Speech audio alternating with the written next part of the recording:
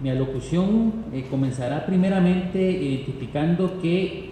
los funcionarios públicos están sujetos a la ley y no son superiores a ella.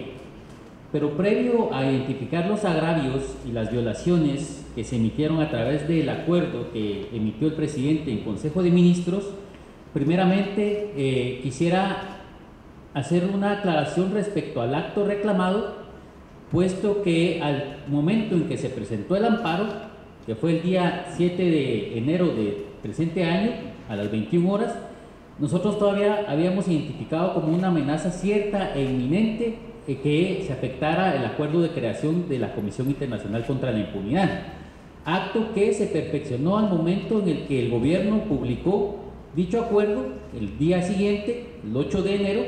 en el diario oficial, y que tuvo los efectos que se discuten y que por lo tanto se extiende el acto reclamado, se perfecciona, y por ello mismo pues se solicita que ese acto, que es el acuerdo de creación, ese acuerdo gubernativo, pues quede sin efecto a través del amparo definitivo.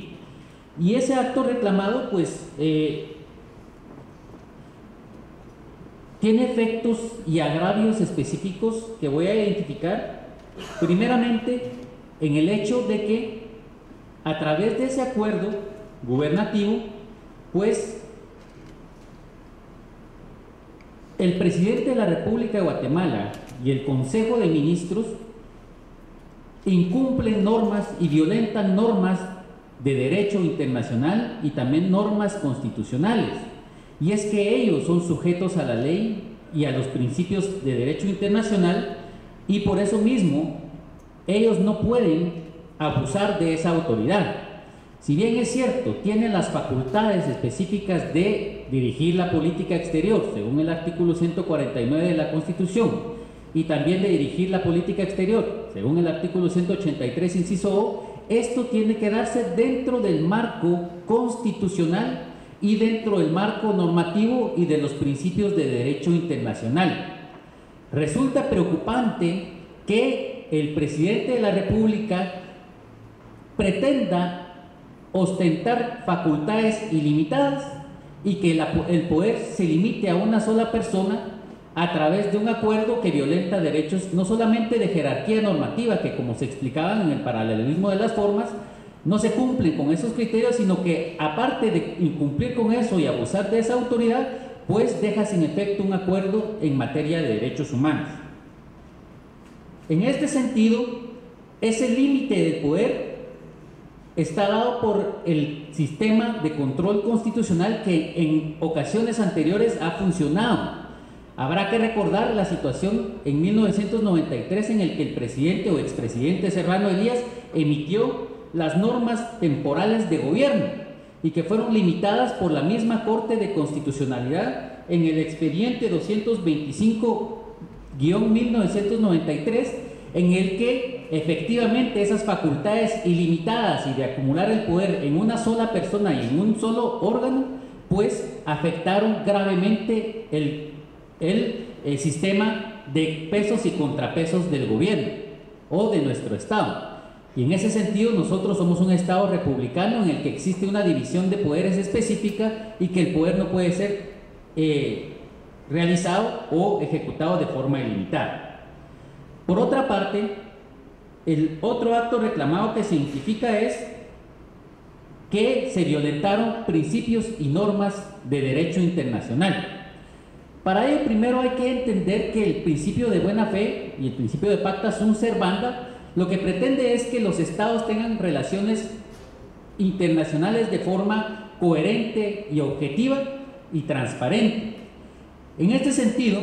si analizamos el fondo de por qué el presidente de la República de Guatemala y el Consejo de Ministros emiten un acuerdo gubernativo, debemos remitirnos a que existe un serio conflicto de intereses del mismo presidente, puesto que tanto él como su hijo, como su hermano están siendo señalados en procesos específicos donde tanto el Ministerio Público como la Comisión Internacional contra la Impunidad en Guatemala están actuando. Y en ese sentido, el haber emitido ese acuerdo violenta efectivamente el artículo 18, inciso B de la Ley de Probidad, y que con la venia de la magistrada presidenta quisiera darle lectura.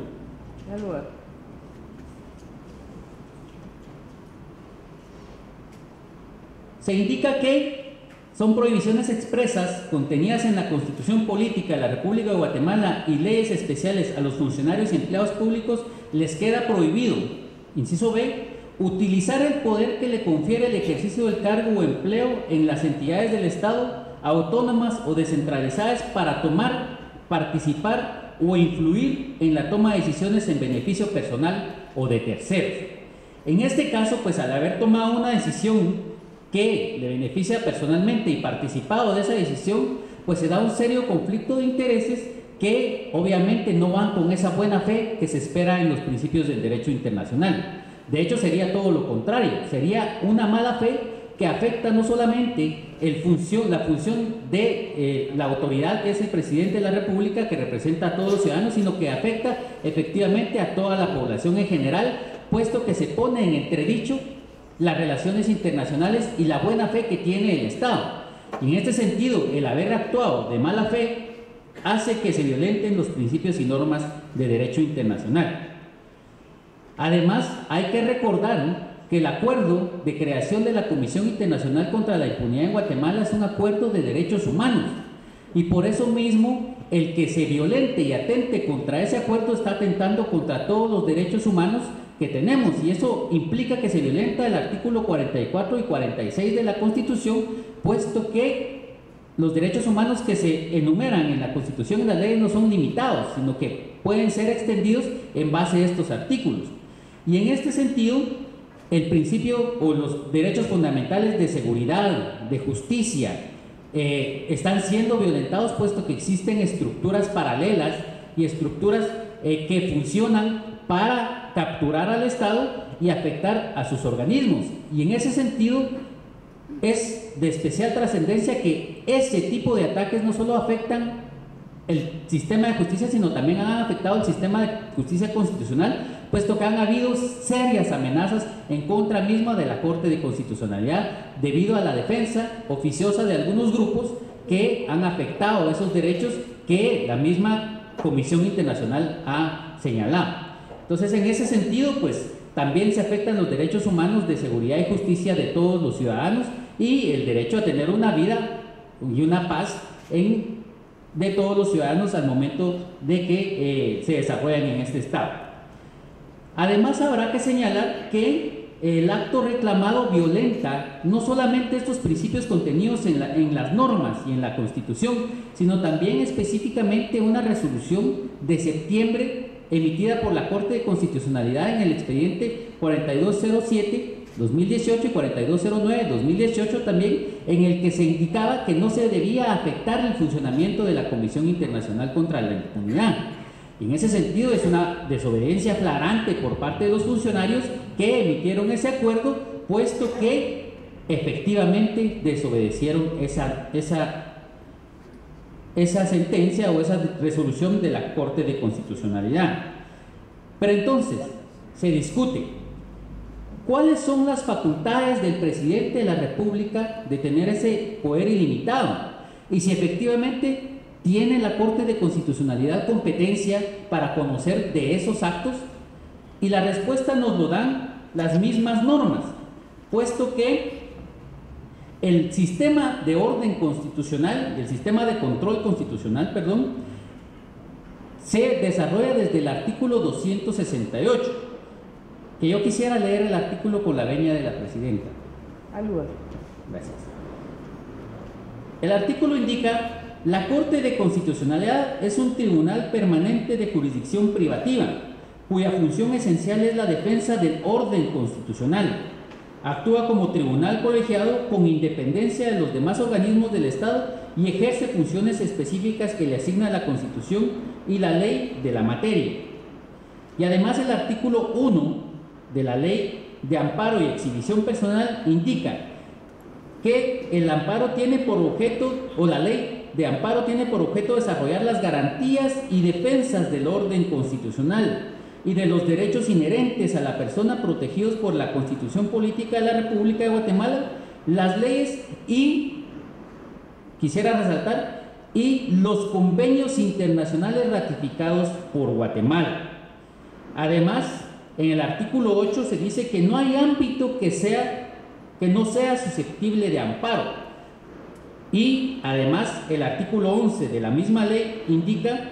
que corresponde a la Corte de Constitucionalidad conocer en única instancia, en calidad de Tribunal Extraordinario de Amparo, en los amparos interpuestos en contra de el Congreso de la República, la Corte Suprema de Justicia,